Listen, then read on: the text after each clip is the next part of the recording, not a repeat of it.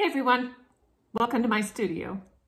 I am dying to get started on this sky finally. And so step one is I'm going to flip it around so I can reach this a little bit better. And if you have observed the sky, you know that it is a little bit lighter at the bottom and then it gets deeper and deeper as it gets higher. So I'm going to start up here. I'm going to actually start near the sunflowers, I think, and then move up to the top. So now it's upside down. I'm working upside down and I have several pieces of this blue glass. Now to create the same type of energy that's in these petals, I am going to be cutting some large random pieces of blue sky, fitting those together, and then in the cracks where the pieces don't meet, I'll be jamming some other colors, and that's how I'm gonna handle it.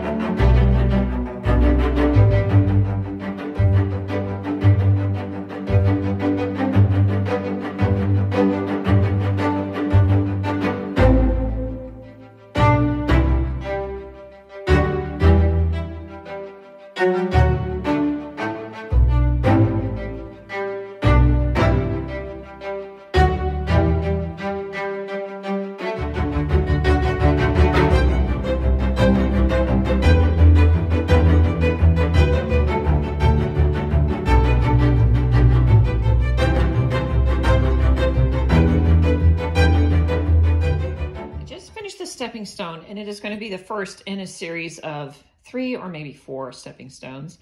And the first step on this one was the border edge, where I used dark blue and dark green iridized vitreous tiles. So I've pulled some of my blue and green tiles because I kind of want to keep them in the same family to see what would work. I also counted these, and there are 24 of each one, so I have to make sure that I have enough, and I'll just give that a quick count before I start. So looking at the different combinations, some of these are copper streaked, some are iridized, and some are just plain. I can tell right away some of the ones that I'm going to eliminate. This one is the first one because I just don't like that combination. Not enough going on. This one is a purple with copper streaks, but it's just too pale. Nope. And I'm really thinking the light green and the copper streaked blue is a great possibility. This is the light green and the dark blue iridized, which I don't think so. I think it's too close to the one I just did. As for these, I really wanted to use the iridized light blue, which is beautiful. And I might use it with the copper streaked green, just so that I have 2 different ones that have copper streaked glass. So I think I'm gonna go with these, those 2. And if I do a 4th one, I'll likely do this one, if I have enough copper streaked. If not, I'll do this one. Such a nice day. I've set up on my deck. I'm just going to do the borders out here because I haven't planned the design yet. And I'm going to use white silicone instead of clear because some of these tiles with the copper streaking are slightly translucent. Ew, bug.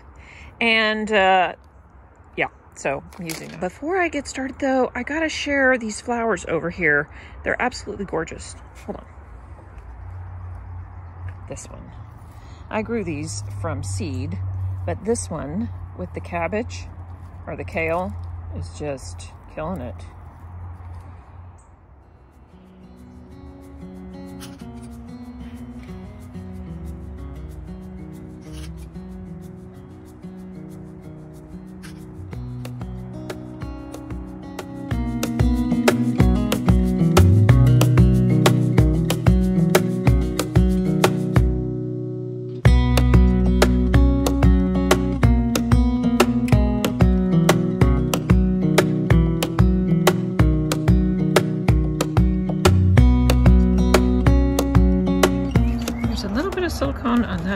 and on that towel. It's important to wipe it up before it dries on there, because it's hard to clean up once it is cured or dried.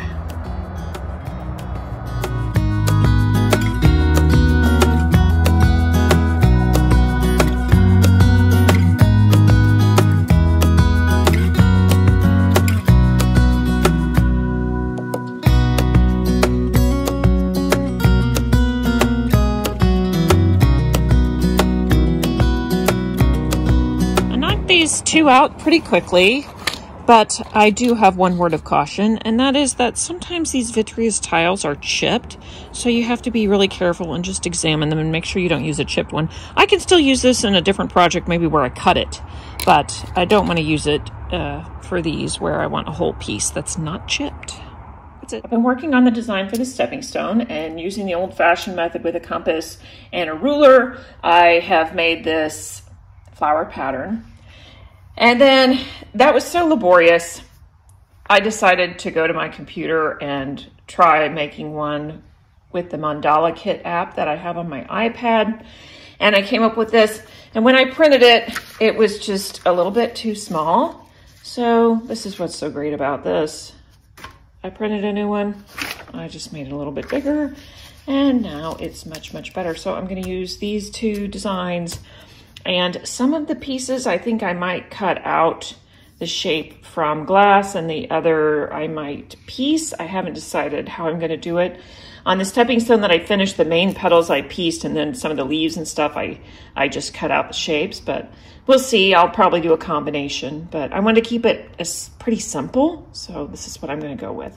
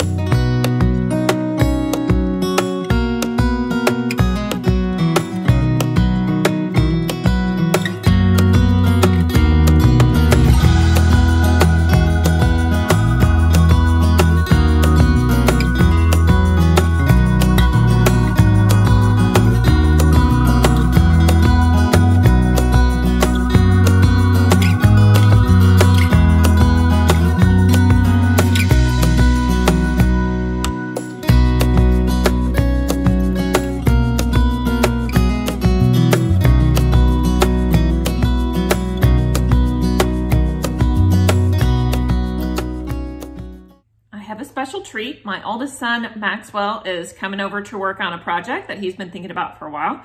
So let me show you what he's doing. All right, Max, what have you got there? What are you working on? It looks like a clown, but it's not. It's gonna be an ice cream cone. What did you make it out of?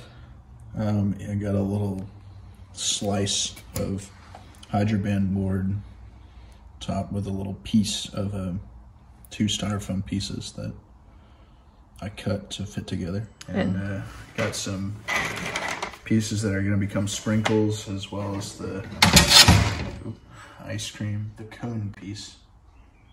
Looks good. Alrighty. And so you put mesh and thin set on that base, right? Yep, a week ago. Yep. All right, get started. So you're going ahead and you're just adding the sprinkles from the very beginning. I like that. Yeah, you thought I was gonna... I thought you might glue them on top. I wasn't sure what you were doing. All right, keep going. What glue are you using? Silicone. Yeah, that one. Looks good. All right. Max, I went away for a couple hours and look how far you got with those sprinkles. That's going to be so great. Thanks. Now, what are you doing? What are you wiping there? Wiping the silicone off. Yes, it's very important to keep the silicone off the glass so that when you go to grout, it's not on there. It's looking great. Thanks. I'm making this little glass-on-glass dish as a sample project for my students, and then I'm going to demonstrate how to grout using this dish. And I just want to show something really great about glass-on-glass. I've gotten to this point in the project, and I'm not sure what color I want to put behind it. And here's what I can do. I can try out dark green, see if I like that. Sorry for the glare. I can try out whatever color I want, really. There's yellow. Do I like yellow? And I can try out blue. And I think in this case, I am going to go with the blue. Then I have room here to do more than just one color, and I decided I wanted to use some of my tiny tiles, so I pulled these 3 colors, and now I can do a test with these 3 colors. So I have an iridized blue, and I want to put them right up here. They're small enough that you don't really need to keystone them. And green.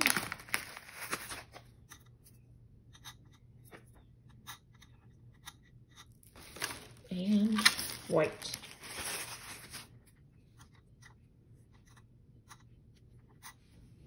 And I can see right away this blue sort of disappears. There's not enough contrast between the blue and the blue. But I really like the light green against the dark green, and it sort of repeats this color. The white is okay too, but I think I'm gonna go with the green. So now I've made my decision and I can get after it.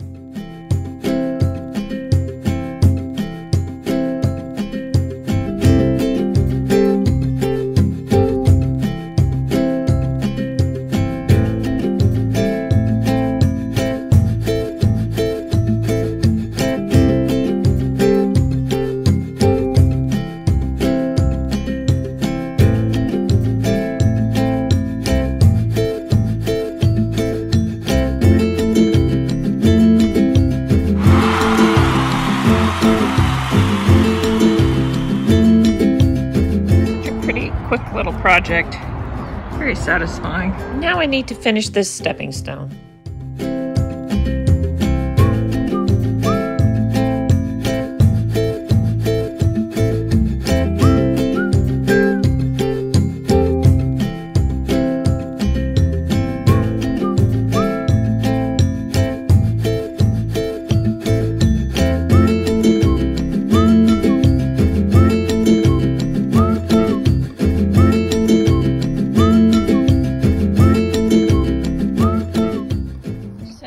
Outside to get a better look at them. The next one that I make is going to have an orange flower. And now back to the sky on the sunflowers.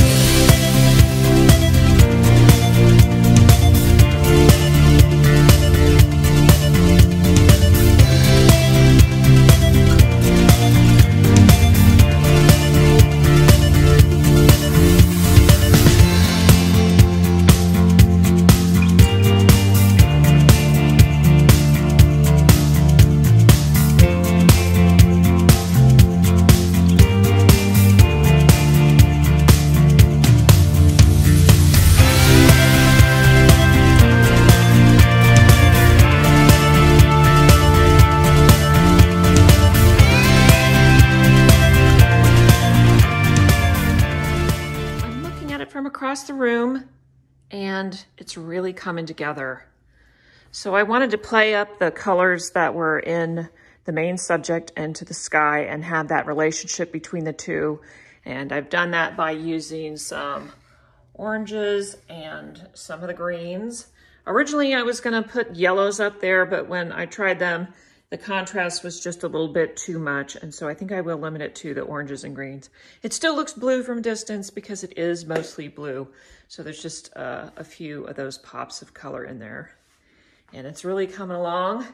I can't wait to finish it up. And I do need to still work on the frame. I just have it placed on there so that I can have a nice clean edge, but it is not screwed in place with the plates that I was planning on doing. And one other thing, when I started working on this sky, the pieces were so big, they were sliding a little bit on my drafting table. So I had to flatten out my drafting table to get back to work on this because I didn't want the pieces to slide around. That's it. That's putting it together. Thanks for watching. See you next time.